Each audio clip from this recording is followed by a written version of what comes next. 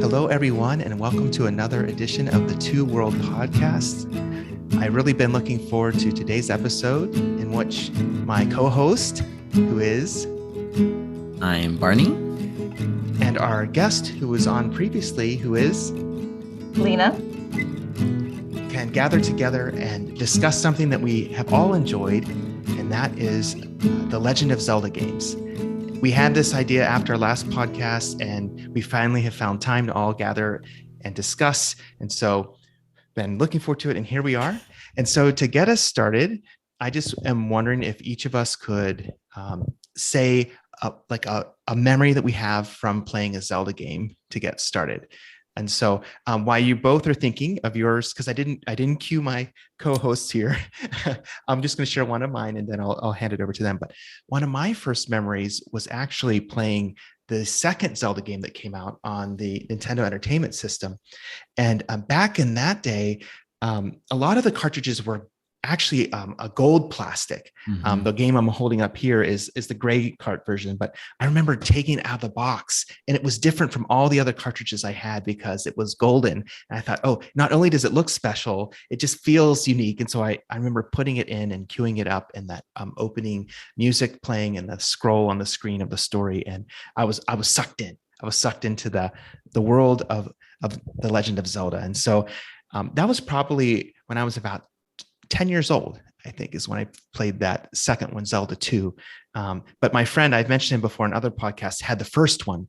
And so his name is Joe, and I looked forward to going to his house to play the first one. And then he would enjoy when I was over there playing the second one that I had. So that was our fun thing. But now maybe can turn it over to Lena. Would you be willing to share a memory you have that stands out?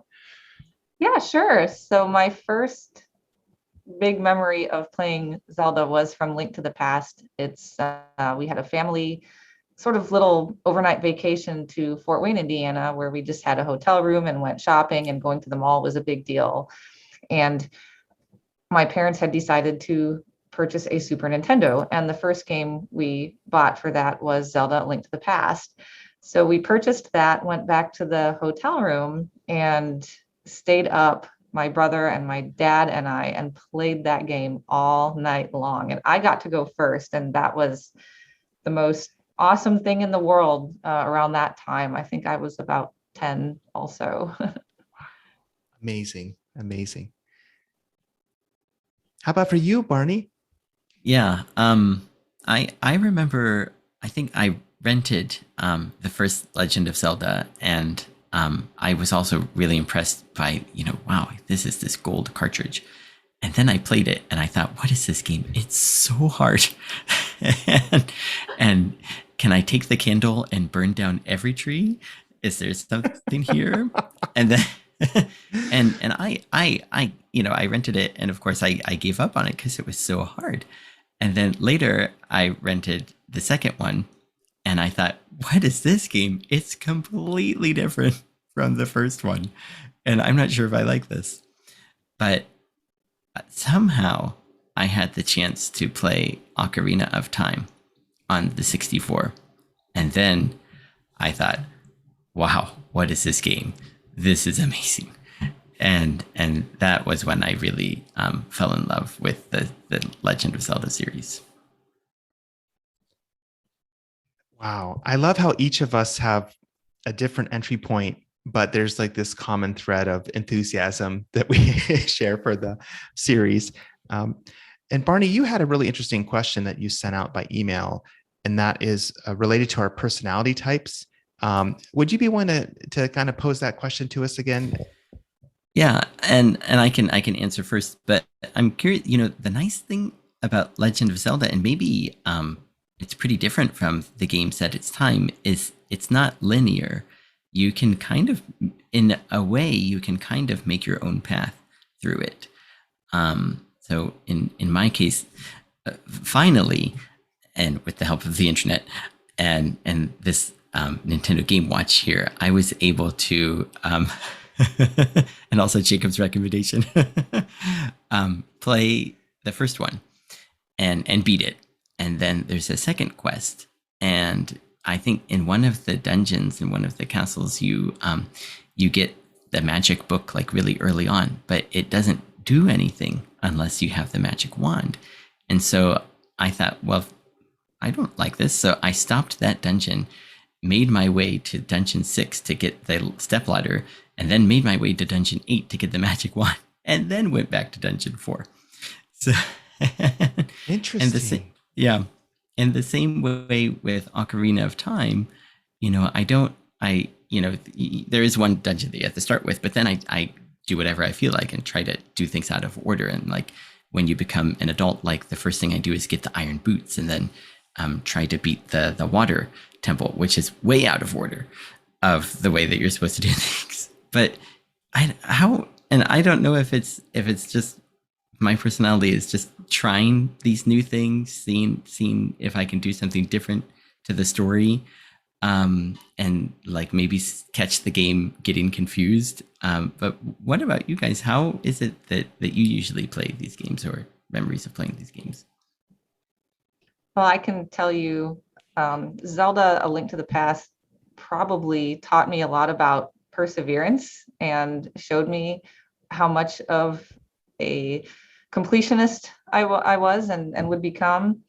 I That was, of course, back before you could look up a guide on the internet, and if you got stuck in an area, it was either play it, for the rest of your life until you figured out the puzzle, or call the Nintendo 1-800 number that you had to pay and get your advice that way. So I remember there was one part where you had to get a hammer in order to pound down some of these fence posts. And I was stuck there for a long, long time. And I was determined, but my dad, who saw me struggle, and he was also struggling at that point, finally decided, let's just call that number and check it out and see what the Nintendo helpline is like. So I let him do it. And I felt afterwards like I had cheated on life itself and the world. And after that point, I could never play a game using a guide again. And it felt like I had cheated, like so bad. And now today, when my kids play games and they're just, oh, look it up on Google, we'll just Google this so we don't have to waste precious time searching for this answer or looking for this door. And I just think, oh, they're cheating so bad. So that's kind of how I play it. Everything has to be done, and it has to be done by me, and I cannot accept help, or else it's cheating on the world and life itself. Wow, that is so interesting. I admire how you both have that desire to really get the full experience and not to cut corners. I was not that way as a gamer when I was younger. I liked the Game Genie that you could stick on the bottom of a cartridge and enhance your character's abilities or items. Now as an adult, I think I enjoy more trying to like complete as much as I can of a game and get a fuller experience. But I think when I was younger, I was wanted to kind of progress through the story quickly. And so the idea of having hints would be helpful. But you're right, like in that era of the early games, it was very different. Like you could trade information with some people in school sometimes who were also into games, and sometimes you get bad information or sometimes good information. But yeah, the internet certainly has boosted what's available. But no, that's fascinating. I'm kind of wondering too, hearing Lena, you talk about your dad. He's like a conversation partner when you're playing. I mean, I think that's incredible that you could share in that together. What wonderful memories you must have. And did your brother stick with it too, or did he kind of fall off and get into other games? No, they also stuck with it. They were big into all kinds of video games when we were kids. And just to give you an example of how hardcore my dad was, to kind of go, off the trail a little bit, when we were about to beat one of the Mario games. And also back then, this was before you could save your games. Oh, yeah. Oh, And it was time for church. And this is almost embarrassing to say, but he let us stay home from church one Sunday to beat one of the Mario games. Another embarrassing story. But yeah, so they still are big gamers and still enjoy the Zelda games. I think Link to the Past is a favorite for all three of us.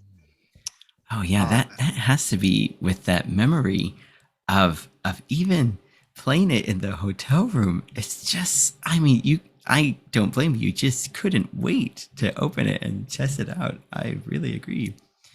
And the other neat thing that Zelda does, especially in the later ones, is it has all the side quests. Mhm. And so, uh, in the case of Ocarina of Time, or yeah, I can't be bothered to find all of the Skulltulas. So I do the one cheat where you can grab them with the boomerang and pop out of the cave, or the little hole, and get it credited, and it's back again, and then get all the way up to 99, because I just can't be bothered to do that. But all of the little quests in that one, and like I think maybe Majora's Mask, maybe you have a notebook, and maybe in Wind Waker 2 you have a notebook of people to help. And it's just so fun how they put that in there. But I've only really played those three, and also Phantom Hourglass. But in that Link to the Past, that's a fairly early one. Did they have side quests in that one, Lena? A little bit, not as much as the current ones, of course, but you could do things a little bit out of order, like you said, and there were a few things where you could go get an extra bottle or an extra heart container, and they were things that, not necessarily mission critical to beating the game, but would definitely help you out quite a bit. Did they have the thing where like you meet somebody in town and they're like, "Oh, I'm just looking for this thing. If you happen to see it, could you give it to me?" Do they have any of those? Or Yes, oh, they did. do. Oh yeah, I love those. Yeah. Jacob, how about you? Did you, like you were just saying that you just want to get to the meat of the game? Did you take time to do those as well, or only if they really give you a big reward?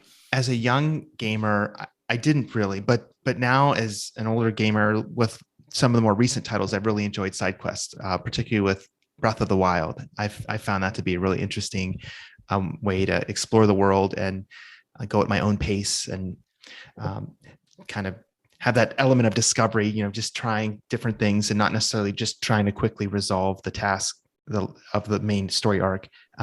But yeah, that is a fascinating question about side quests. And Barney, if I may, I was wondering, did you have anything else that connects with your experience playing the games in terms of another person? Like, did you talk with your brother, Jay, about the Zelda games, or was he kind of not into those?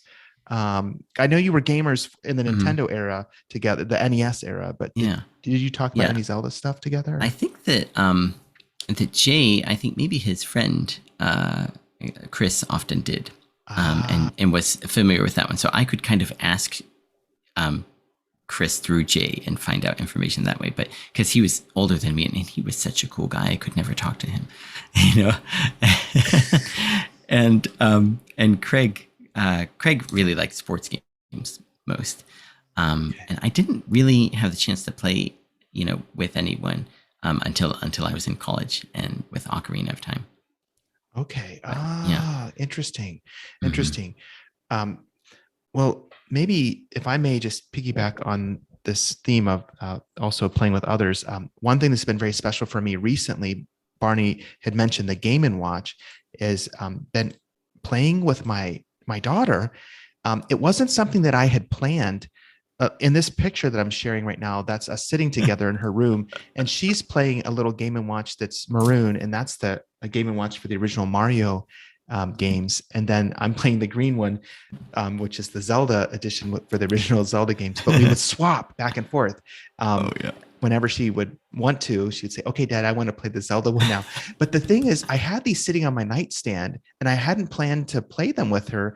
At someday, I wanted to introduce her to these things, but they're just her form factor. Like when she came, her little hands fit perfectly around. And she came in and she was kind of holding them and looking at them, and she's like, "What's this?" And so I said, "Oh yeah, these are some of the older games Daddy used to play." And then so she turned it on and then was exploring. And so then for a while, we haven't been doing it lately, but for a few weeks there, we would sit down together and play through these. And I printed out a map of the overworld from the original game of Legend of Zelda, and we would look at the map together. And it's so meaningful, I feel, to discover things with a family member or a child or a sibling, and just to share in the joy of that discovery and of that play. And so to me, this is like gaming at its best, or enjoying time in this way. And so, yeah, I really wanted to just share that story. And when I was younger, I remember being at my friend Joe's house. I'd mentioned him earlier, and he would show me items that he had discovered, like the white sword or the big shield. Oh, And yeah. I would get really excited and wanted to follow his footsteps. And where did you find that? And there's something about it's just a gift to have something to enjoy with another person, to be enthusiastic about whatever it is, whether it's a game or a sports team or a book or music, something to share in. And so I'm just so grateful for those memories back then. And now that there are new ones that I get to enjoy now. So um, yeah. Barney, you were sharing some interesting photos before we got started. Would this be an okay time for you to Yeah. just share those again? Yeah, I'd love to. One of the, I guess, the key uh, artifact in the Zelda series is the Triforce. So it's three different triangles. What is it? Triforce of courage and power and wisdom. And I'm not sure if in every series if one of them gets shattered. Yeah, exactly. Um, Evidently, they have names. I'm looking in the official Legend of Zelda encyclopedia, and evidently they have designations. Wisdom is with Nehru. I don't know if that's like supposed to right. be a like an elven language in the story, but that means water. Power is with Din, which is fire, and courage is with Farore, which is wind. So each of the elements of the Triforce also have a corresponding like natural element. Sorry, I didn't mean to jump in there. No, Go ahead, but please thank you. continue. I needed you to do that so that the camera would go to you. Right. Yeah, and actually, I guess Ocarina of Time for sure kind of tells the story behind their creations. And I just happened to be in Kamakura. It's it's west of Tokyo in Kanagawa Prefecture. And I was hiking through this area. So the Kamakura area, it used to be the capital of Japan at one time. And they have a number of temples there. And they have a number of hydrangeas too. So if you can be there in June, I really recommend it. And I was walking there with a friend who was visiting from the US. And we're just walking through all these temples, temple after temple after temple. And I'll share my screen because we ran across this image here. And I just couldn't believe it that here I thought this was Amazing. limited to The Legend of Zelda. And it's in this, very, very old temple. And here it is. Here's the Triforce right there in the middle. And then the blank area that is a negative space triangle that's created by the three triangles connecting together into one larger triangle. And I figured that since this is a Buddhist temple, that maybe it's related to Buddhism in a way. And I had to look it up. And that is a family crest of the Hojo clan. So in Japan, a number of families have their own crest. Even small families, even my wife's family has a crest. And in the ancient time, or in pre-modern time, when you wore kimono, you would have your family crest on your kimono, on the shoulder and also on the back of your collar. And that was the Hojo clan's crest. And I don't think that they are related in any way to the family that became Nintendo or whichever people developed the game, but they just, for some reason, they liked that idea and they incorporated it into the game, and it's just so iconic now. And I was just really surprised to see that here in the middle of this Buddhist temple. Thank you, Barney, for explaining that. There's a rich cultural backdrop for the symbolism that is below the surface. We would never have known that if you hadn't discovered that. Wow, what a treasure. That is really neat. It's interesting too. There's another very common symbol in the Legend of Zelda. I'm going to show it here off. It's on the front of my 3DS, and I don't know if you can see it on the screen, but it almost looks like a bird symbol. And it's kind of a symbol of the Hylian kingdom, where much of Legend of Zelda takes place in the different story arcs. but the bird is actually a representative of a loftwing. And this is an amiibo, a little figurine that has functions in the game that Nintendo released of Zelda with the loftwing. And evidently in the first, what they intended to be the first game in the story arc, Skyward Sword, which was released more recently, but tells the early part of the story. Much of the Highland Kingdom at that time was in the clouds, floating above the earth, because there had been this great scourge and on the ground, and so people kind of had retreated to the air, and they developed this whole culture around these birds, these loftwings, and they became synonymous with the Hylian kingdom. So anyway, that other symbol, in addition to the Triforce of the bird, is about this part of the story when they lived in the clouds, and then kind of as that story unfolds, how they make the journey back to Hyrule on the ground and overcome the evil that they're facing. But part of that, it's like a sense of myth. In that particular game, the way that they tell the story, you're drawn into this sense of wonder and awe of even the creation of Hyrule, the ancient creation story, and then how it relates to the journey of this people through time. And so I wondered, did the story of Legend of Zelda, or whichever installments you played, capture your own imagination and sense of wonder? And if so, would you be willing to say a little bit about that? Interestingly, I actually looked this up when I read your question initially, and there are some theories out there that, especially with some of the earlier games, that the backstory is related to Christianity a little bit. And if you look at the prologues, and I think this one comes from the Wind Waker, it starts out with, long ago there was a kingdom where there was a power, and one day a man of great evil came and found this power and took it for himself. And then this young boy clothed in green just showed up out of nowhere and became the hero of time. And fascinatingly, if you look at John 3, I think 16 and 17, it's the verse that says, God so loved the world that he gave us his only son, so that everyone who believes in him might not perish but have eternal life, et cetera. But there's kind of that interesting parallel there. So I think part of the looking back on it, the awe and mystery of it was just sort of, this parallel in real life. And not just that, of course, but the adventure of discovering things and being curious and figuring out how, at that age, you're still figuring out how the world works, and goal setting and achieving goals, and the side quests. And it just really heightened the sense of curiosity for me in all of those things, and making connections between games and things in the real world. Thank you for sharing that. Yes, that's a really good point. The what do you want to call it? Fundamental shaping story of our faith can be put alongside other stories we experience, and then they take on new meaning when we see the connections. And that is a really interesting one I hadn't thought of. How about for you, Barney? Yeah, I am really drawn into the stories and the world, and the other characters in there are just so fascinating to me. Especially Ocarina of Time has so many interesting stories and characters.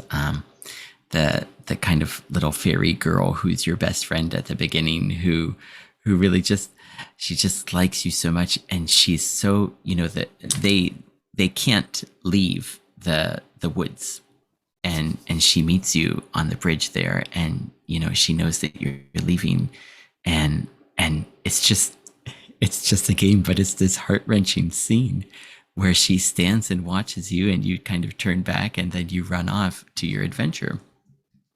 And I think when I was talking about the subquests, helping people, I can't not help these people in these games. I do everything I can. Sometimes I even prioritize helping these people over completing the rest of the main quest, just because I want these people to be happy and satisfied. And I think maybe connecting with another topic sorry, before I talked about that, and I did a little research as well, and about the chronology of the game, because there's so many different things happening, and and some people say that the very first game is actually the last one in the series. Like there are the Zoras in Ocarina of Time, at least. They're these kind, gentle, merfolk who are very helpful. And then in the first game, they're actually trying to get you. They're the ones popping out of the ocean trying to shoot things at you. And they say that the kingdom deteriorated so much that they kind of transformed and morphed into this kind of terrible creature in the end. But one thing that really wraps me up with these stories, especially Ocarina of Time, is the music, and especially in the Temple of Time. This must be my own little foible, but whenever I enter the Temple of Time, I can't run. I have to be very reverent. The music is so kind of very holy in a way, and so I just walk and kind of very worshipfully approach the altar at the front there. And sometimes I think to myself, well, what if, because this is one where you become an adult later. What if I just stayed there and didn't put in that last little piece as the first of the child quest? And would the kingdom just go on and be okay? And maybe it's just me, maybe it's other people, just adding my own imagination to the story, and it just makes it so much more enjoyable. It's not just you. My brother and I and the Zelda games all have, I think one thing that they have in common is all their music is quite melodic, and my brother and I would sit there and make up our own lyrics to the songs, and we would sing them as we went along. Oh, that's so fun. And would that be first and foremost from A Link to the Past? Was that the music from there, or did it encapsulate other games in the series as well? It started with Link to the Past, but we did it for all games that we played, and we still do it. I love it. I love it. I actually was tempted to start today with "Hello and welcome to another episode of the Two World Podcast," but I couldn't go from there, so I gave up on it. Oh, Barney, you have to say more. What is the song that came to you? Now that you've given us a sample, please, unpack it for us. And my name is Barney, and I'm joined by my co-host, and his name is Jacob, right. And we have Lena with us. Dum, dum, dum, Really special guest. I love it. Yeah. That classic theme from the first game. Yeah, that keeps being it keeps reverberating through all the other scores throughout the other games. One of the things, since we're talking about music, that is so amazing is the most recent installment, Breath of the Wild. I don't know if you've heard the music, but there are a lot of piano pieces that are just so, I would call them relaxing and melodic, and like of a quality that you would just want to listen to them when you're studying or wanting to have downtime. Sometimes on streaming music services, you can find the album. Just some artists will cover the music, and I listened to it quite a few times through Amazon Music. Just the piano score of the game. It's because it's filled with just a lot of the journey of the game expressed in beautiful movements in the music, but a lot of especially piano, and it's a different style of score than I typically heard. It's just, I don't know quite how to describe it, but the mood of it is very, very calming. There are parts of the game that are frantic, but by and large, it's a very calming, serene soundtrack. But one final piece of music that has really been so beautiful, I think, is from Skyward Sword, the Ballad of the Goddess.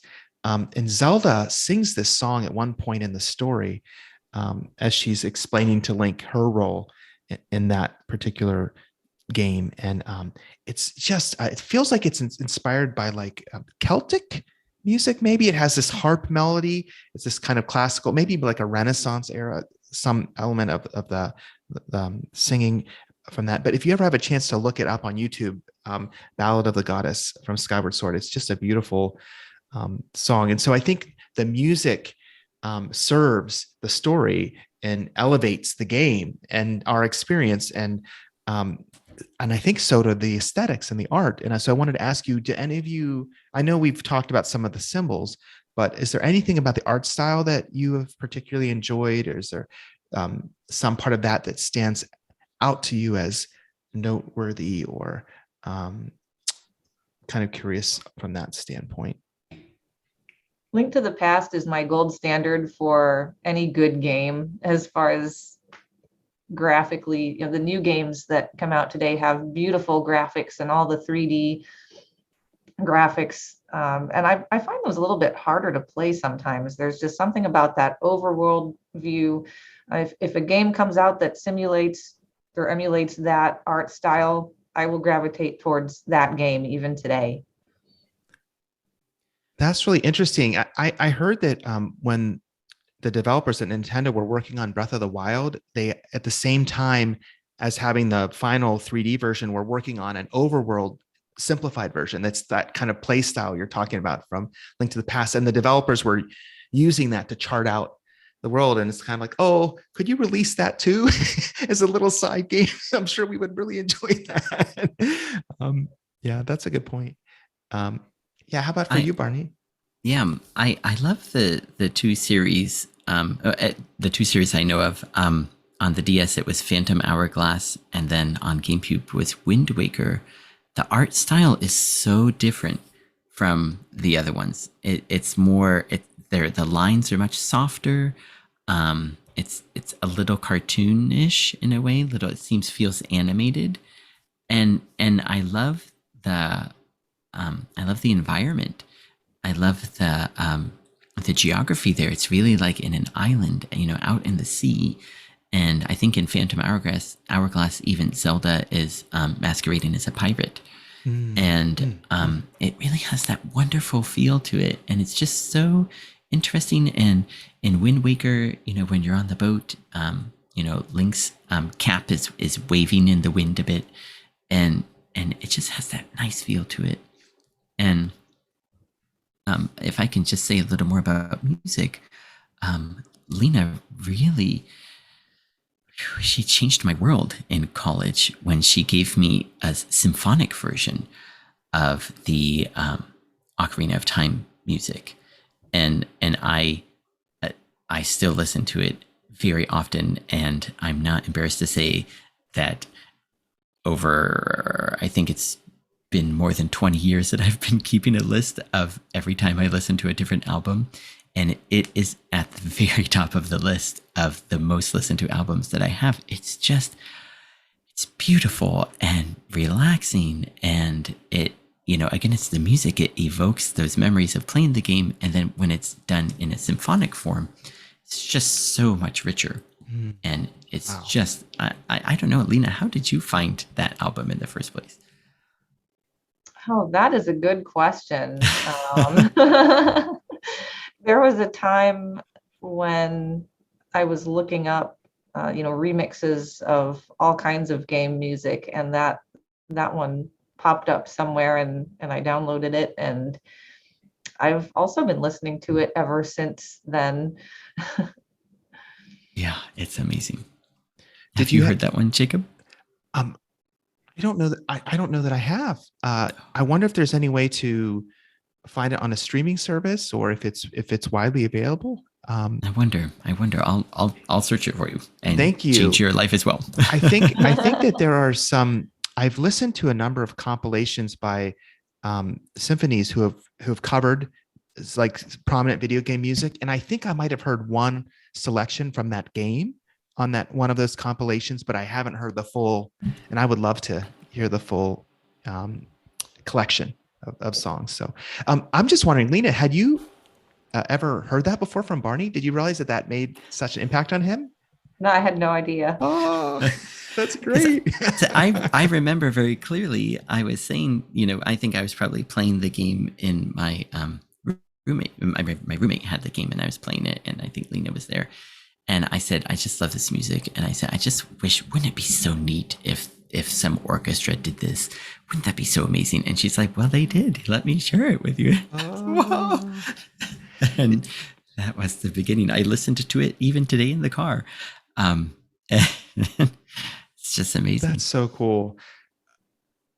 Well, we're talking about the music and the art. I can't help but think of how the branding has been placed on so many different things. Like, of course, a lot of video game paraphernalia. I have a Legend of Zelda pair of Joy-Cons that are connected to my controller from my Nintendo Switch, and you have that loft wing that we were talking about before, and then on this side, it's hard to see, but the Triforce. But Lena, if I may point out, has some clothing representing Zelda on, right? Please say something if you would about that. Yeah, I can show you. I think it was a gift. It's got the belt, and if I turn around, it's got the shield and the hoodie part. Awesome. And it's even got the elongated, so it can blow in the wind. Oh, that is awesome. It was a gift, and I've used it as a costume before too, so it's a lot of fun. Very cool. Oh man. Yeah. It's almost like if you're running or something, it looks like you've got a shield on your back and the hood is yeah, that's amazing. Yeah. Well, I have on one of my favorite shirts, which has the loft wing and the Triforce. And my youngest daughter really likes that one, especially. And so it's just interesting that how little pieces of the story capture imagination and find their way into things we wear or have in our house. Barney, you said something earlier that I wanted to return to, and that was about, if I heard you right, how your imagination was engaged when you were playing a certain part of the story. And I have heard it said before that Link is a type of character who is purposefully vague so that the person who's using Link can invest in Link a decent amount of their own identity or experience. And so the theory is that with that type of hero, that's why you haven't seen a lot of Legend of Zelda movies or shows, because it's really hard to flesh out the personality of that type of character, because it's intentionally supposed to be invested by the player with their own sense of the story. And I don't know if that's true or not, but I kind of wonder what you think of that idea. Do you think that the Zelda series creates a space for us to enter in, maybe in a special way that some other series don't, because it leaves certain things open to interpretation, or it doesn't spell everything out to the nth degree? I just kind of wonder what you both think of that. Yeah, that's amazing. I never thought of that, but when you explain it, I can really see that as must be intentional. And even from the very first times that you start the game, you have to name your character. Right. Yeah.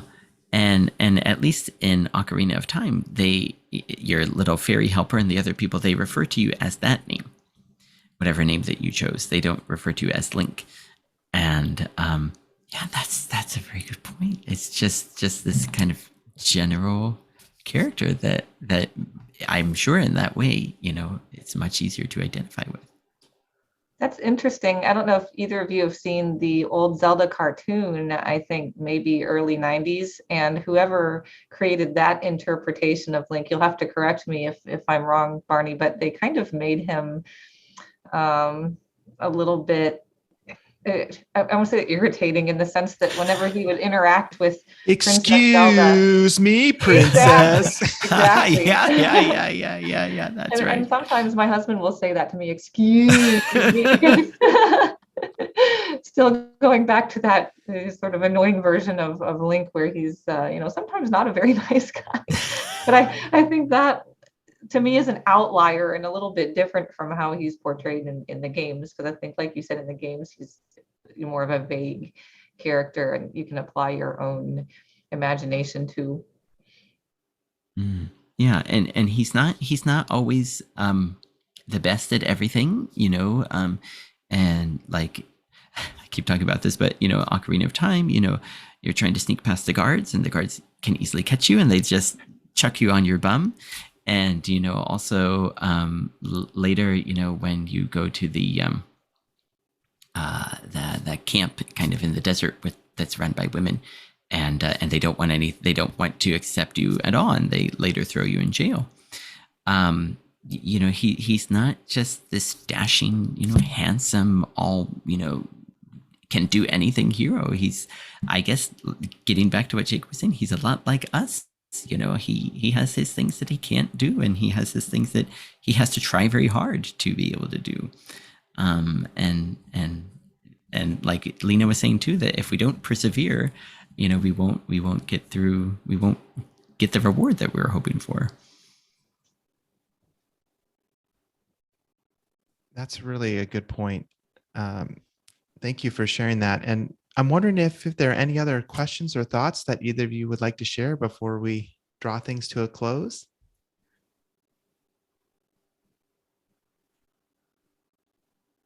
Yeah, I'm thinking about, there is a cafe somewhere in Tokyo.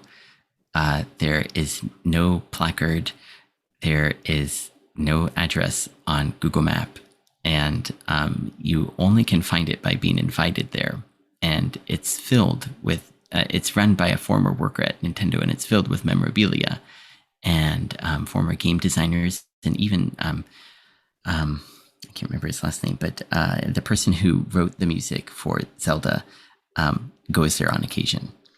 And and so it's just for people who really are into Nintendo in general, and just sit with all these artifacts around them and interact, just don't bother people, but just, chat with people like they're just normal people. And it makes me think of how creative these people are, that of course it's a big team, and they have to be able to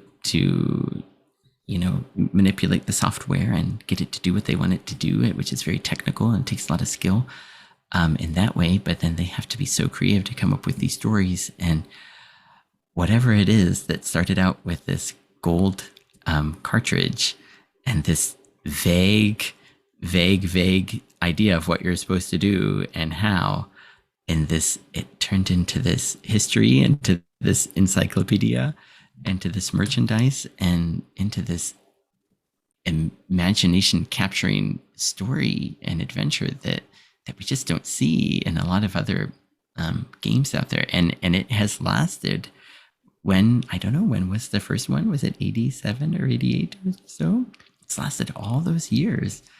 And every time they tweak the story a little bit to kind of fit things in there, but it's just so fantastic, this game. One thing that I loved about the original few, and you'll have to tell me if the current ones are like this, but after you beat the game, at the end, it would go through the credits, but it would show the lives of all the people that you had helped in the way that you have helped them. So the one that you wrangle the chickens for, he'll be standing there with all of his chickens in the fence, and the old lady that you helped is out there sweeping her porch, and it just plays the happy music while it shows, pans across all these people living their best lives because now you've saved the world.